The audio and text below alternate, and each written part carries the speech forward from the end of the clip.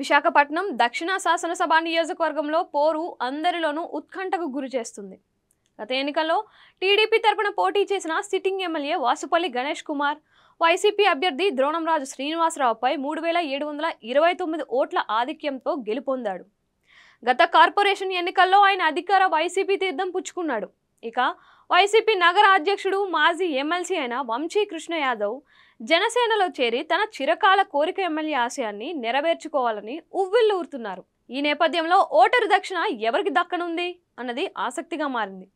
విశాఖ దక్షిణ నియోజకవర్గ పరిధిలో ఉన్న Visakha port, Jagadamba junction, shipping harbour, కేజీహెచ్లు విశాఖ నగరానికే తలమానికం. అన్ని మతాల ప్రజలు నివసించే ఈ నియోజకవర్గంలో రాజకీయం నేతలకు కత్తి మీద సాము వంటిదే అని చెప్పాలి. 2009లో ఏర్పాటైన ఈ నియోజకవర్గం నుంచి మొదట ద్రోణంరాజు శ్రీనివాసరావు విజయం సాధించగా 2014, 2019లో టీడీపీ తరపున వరుసగా గెలిచిన వాసుపల్లి గణేష్ కుమార్ ఈసారి వైసీపీ తరపున బరిలో ఉన్నారు. బీజేపీ, టీడీపీ, జనసేన కూటమి తరపున వంశీ కృష్ణ యాదవ్ పోటీ చేస్తున్నారు. ఎయిర్ఫోర్స్లో పైలట్ ఆఫీసర్గా పనిచేసిన వాసుపల్లి గణేష్ కుమార్ స్వచ్ఛంద పదవి విరమణ చేసి వైజాగ్ డిఫెన్స్ అకాడమీ ఏర్పాటు చేశాడు. మత్స్యకార సామాజిక వర్గానికి చెందిన ఆయనకు 2009లో టీడీపీ ఎమ్మెల్యేగా పోటీ చేసే అవకాశం ఇచ్చింది. 2019లో ఎన్నికైన తరువాత పార్టీలో కార్పొరేటర్లు, పార్టీ సీనియర్ నేత సీతంరాజు సుధాకర్తో పొసగక వైసీపీలోకి వెళ్ళాడు.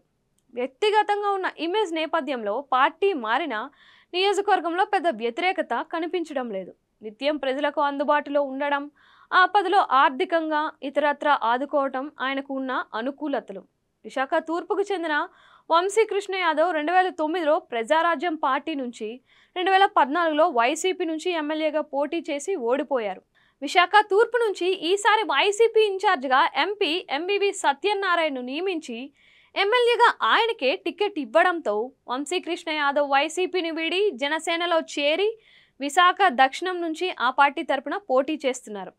ఇతని కన్నా ముందు జనసేనలో చేరిన కార్పొరేటర్లు సాదిక్, కందుల నాగరాజులు మొదట ఆయన అభ్యర్థిత్వాన్ని వ్యతిరేకించిన పవన్ ఆదేశాలతో సైలెంట్ అయ్యారు. మరి పార్టీలు మారి పదవి కోసం పోరాడుతున్న వీరిద్దరిలో విజయం ఎవరిని వరిస్తుందో వేచి చూడాలి.